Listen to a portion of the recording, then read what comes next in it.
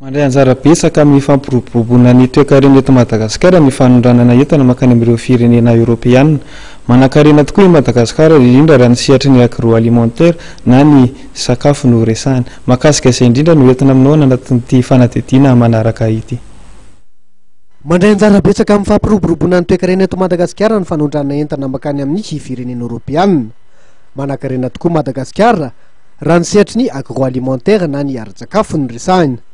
Mila manarika ny fenitra takin'ireo firenena mpividiny entana nefa sika ary mila amafisina ny fenitra sy ny kalitao.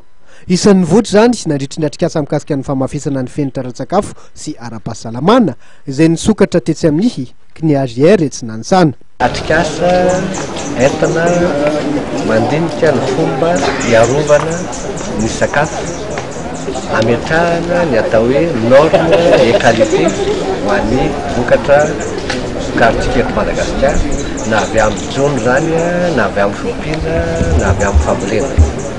Midika zany fa hoe ilaina dia ilaina ny mamokatra, tsy azo lavina zany satria zay no foto-pisihan'ireo ministera rehetra zao, ministera ny famokarana. Kanefa kosa tianay ho amafisina fa hoe ambony mitovy tanteraka amin'izany, mitovy lanja amin'izany famokarana zany ny fiarovana, ny fahadiovana sy ny fahasalaman'ny sakafo mba hanaraka ny fenitra iraisam-pirenena ahafahantsika manondrana entana mankany ivelany. Zay ny tanjona fantatra any andrehatra.